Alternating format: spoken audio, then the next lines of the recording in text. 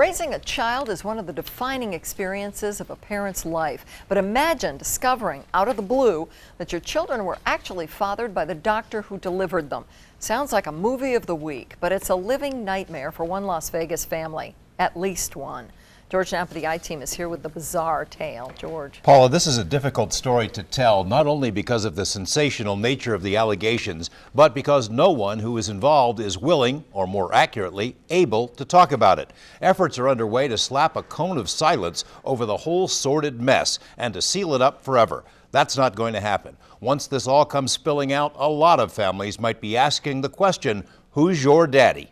We probably go through. When we first interviewed Pat Fulmer 3 years ago, he told us about his latest venture, a commissary that surfaced mobile food vendors. What Fulmer didn't tell us back then was that his life was unraveling. He had a successful construction business, a net worth of $3 million, a loving wife, and 4 adult children. But that life is ancient history. His descent into a personal hell began in 2002 when his oldest daughter showed him a newspaper clipping about the doctor who delivered all 4 of the Fulmer kids. It made him sick to his stomach. I liked it very, very much. Dr. Quincy Fortier is a legend in Las Vegas medical circles. His private practice began in 1945, 2 years before Bugsy Siegel opened the Flamingo Hotel. He's cared for thousands of patients and became a specialist in fertility medicine.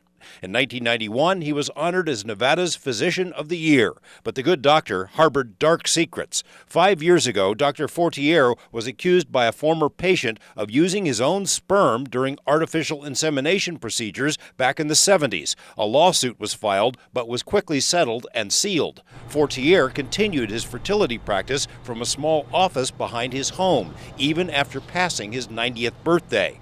When Pat Fulmer saw the news clipping, he worried that his 2 youngest daughters, Mary and Connie, might not be his. In a sworn deposition, he explained how he surreptitiously obtained hair samples from the daughters and sent them away for DNA testing, against the wishes of his wife, Carol Lee, whom Fulmer said was in complete denial. The tests confirmed the family's worst fears. Pat Fulmer was excluded as the girls' biological father. He called the family together and told them the news. The daughters said it didn't matter, that Pat would always be their dad, but Fulmer couldn't let it go.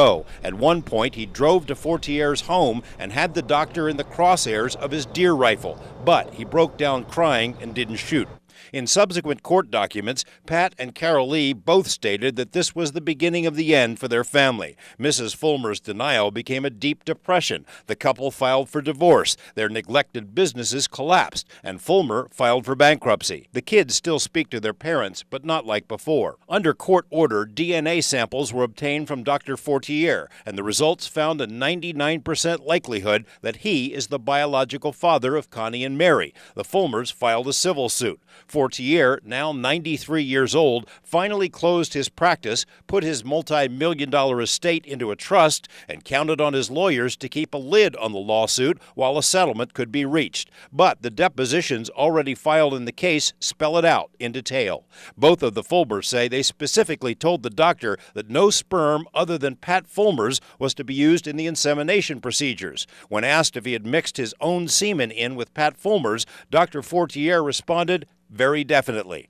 Briefs written by Fortier's lawyer Brent Bryson argue there is no Nevada law to prevent a doctor from doing something like this. Neither Bryson nor Fortier would comment for this report, but in depositions, the doctor claimed he told the Fulmers all about it, although he admits he never got them to sign a consent form. Besides, all of his patient files have been lost or destroyed, he said. If anyone would want to comment, we figured it would be Pat Fulmer, and we waited for him at his post office box. The case has been settled, and I have no comment on it.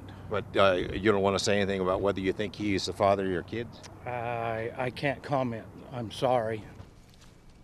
Settlements in cases like this one often include confidentiality clauses which might explain why all of the parties are refusing to comment.